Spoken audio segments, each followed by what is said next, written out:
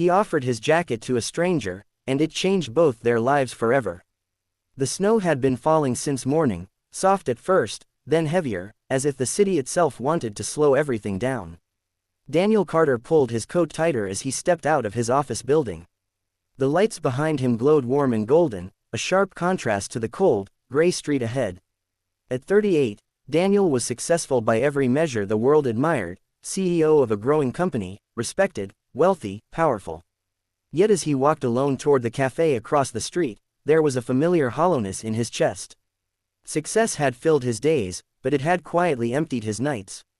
Inside the cafe, Christmas decorations shimmered, twinkling lights, red ribbons, and the gentle hum of old carols playing in the background. Families laughed, couples leaned close, and friends shared stories over steaming mugs. Daniel chose a small table by the window, ordering black coffee like always. He stared outside, watching people hurry past, each carrying their own unseen burdens.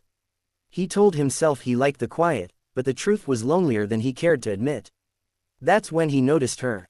She stood just outside the cafe door, hesitant, as if the warmth inside belonged to another world. She couldn't have been more than 22 or 23. Her clothes were thin, worn, and far too light for the freezing night. Her hands trembled as she hugged herself, trying to trap what little warmth she had left.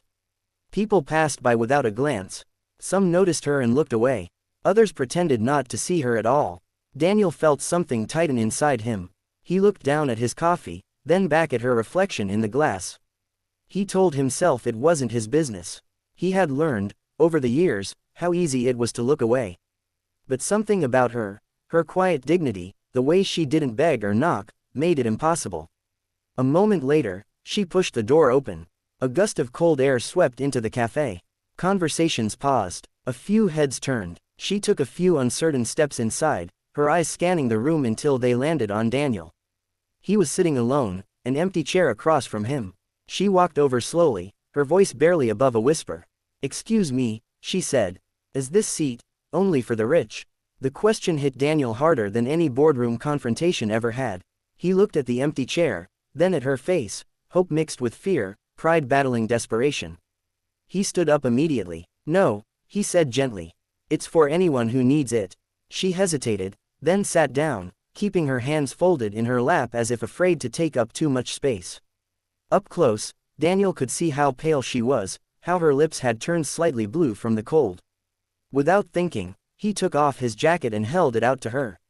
"Here, you're freezing." Her eyes widened. "I can't take that, you'll be cold." "I'll be fine," he said, smiling softly.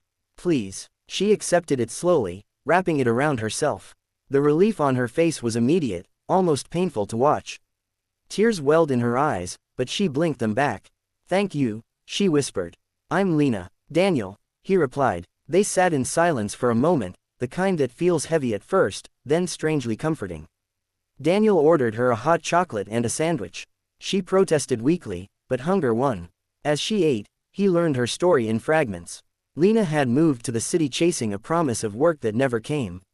Her parents had passed away years ago. The little money she had saved was gone, spent on rent, then food, then nothing. That night, she had nowhere to go.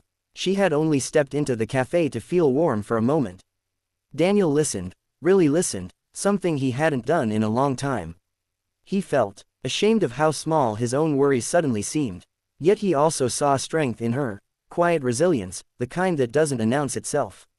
Life, however, doesn't change in a single kind moment without resistance. When the cafe manager approached and eyed Lena suspiciously, Daniel felt anger rise. He calmly paid for everything, added a generous tip, and told the manager she was his guest. The manager backed away, embarrassed. Outside, the snow had slowed. Daniel insisted on walking Lena to a nearby shelter.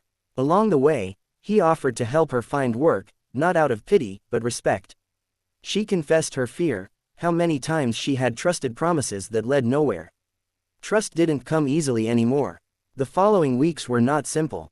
Daniel helped Lena get temporary shelter and connected her with a training program through a nonprofit his company supported but he had never personally visited.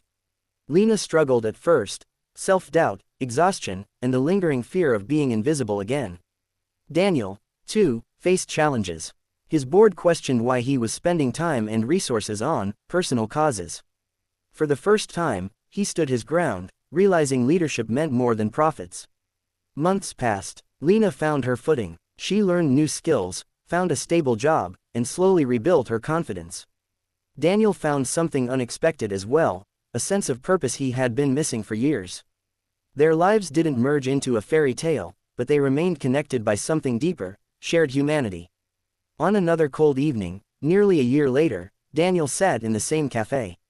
This time, Lena walked in wearing a warm coat of her own, her smile bright and sure. She sat across from him, no hesitation now. "Remember when I asked if this seat was only for the rich?"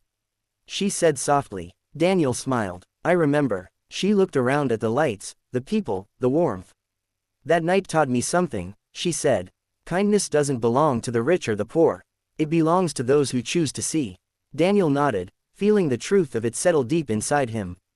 He had offered a jacket to keep a stranger warm, but what he received in return was far greater, a reminder that the smallest acts of compassion can change lives, including our own. And as the snow began to fall again outside the cafe window, Daniel understood at last. Sometimes, the most powerful success isn't measured in wealth, but in the warmth we give when someone else is cold.